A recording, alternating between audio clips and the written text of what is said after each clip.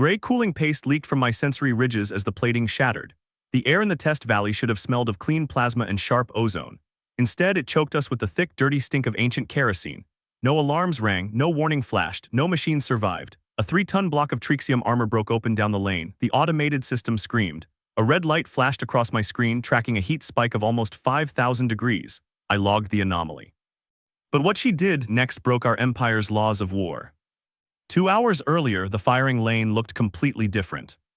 Firing lane Dominant 3 sat deep inside the Torvandi's megastructure. The stone walls shook without stopping. Heavy chemical vapor hung in the air like a wet blanket. 19,000 plasma rounds fired every second in the lower ranges. The noise did not just hurt your ears, it broke your bones. We built this place to crush weak bodies and test the strong. The rules of the Empire were simple. All soldiers had to use magnetic shields. No bare flesh could survive the shockwaves of the testing floor. In the last 5 days, 34 elite recruits had collapsed here. Their insides turned to liquid from the raw sound pressure. Then Rian and Drake walked in. She stood at Station 4. She was 65 kilograms of soft skin and thin bone. She wore no armor. She had no energy shield. A faded gray jacket hung loosely on her shoulders. A dark grease line marked the skin under her left collarbone. Next to the towering weapon racks, she looked like a dry leaf waiting to be crushed. In her right hand, she held a small metal box. It was a scratched chrome lighter. The wheel clicked open and shut 6 times. The tiny spark fought the giant air scrubbers, flashing bright against the gray fog. It was a completely useless tool here.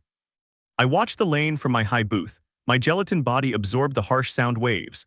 Next to the human, a giant insect soldier shook violently. His green blood leaked from his arm joints. He held a heavy magnetic rifle, but the recoil made his shell crack. 2 lanes down, a 4-armed gunner dropped his weapon and fell to his knees. The sound pressure in the room was simply too high. The Empire did not care about pain. You passed the test or you died trying. The human did not shake, she just stood there. She put the lighter in her pocket. She raised her right hand and cracked her thumb joint. Once, twice. The sound was very small, but my microphones caught it. Warmaster K'Atron Tavish walked down the line. He stood 9 feet tall. Heavy black armor covered his wide chest. 4 eye stalks twitched above his thick head. They moved fast, scanning the room for failure. He had killed 800 men in border wars. He trusted numbers. He trusted the cold math of his thick armor plates. He stopped behind Station 4. He looked down at the human weapon. It rested on the concrete bench. It was long and ugly. It was made of dead wood and dark iron. It had no glowing power source. It had no digital sights. "Your tool is dead," the Warmaster said. His voice box buzzed with deep static. "It has no battery. It cannot push energy." Rhiannon did not look at him. She ran a bare finger over the cold iron barrel. "It does not need a battery," Rhiannon said. "It uses physics." K'Atron Tavish laughed. The sound was like heavy rocks grinding together. He lifted his thick arm. He pointed to the far end of the lane. A massive block of Trixium alloy sat in the dust. It weighed 3 tons. It was built to stop starship guns. It absorbed heat and laughed at lasers. "Our math is perfect," the Warmaster said. "Your tiny lead rocks will bounce off. You will fail." My screens flashed bright yellow. I checked the human's health numbers. The data made no sense. The room roared with deafening noise. Giant alien soldiers died on the floor around her. But her pulse was dropping. It fell fast. It dropped right into a deep sleep state. It was not calm. It was a predator waiting for the machine to stop making excuses. Rhiannon reached into her pocket. She pulled out the scratched lighter again. She flipped the metal lid. A small yellow flame danced in the heavy air. She lifted the rifle. She held the small fire under the front metal sight. The flame painted the iron black with soot.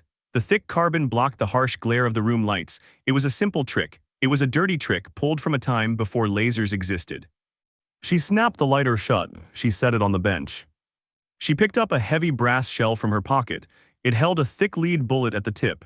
She slid it into the side of the dark rifle. She grabbed the metal handle on the side. She pushed the bolt forward and locked it down.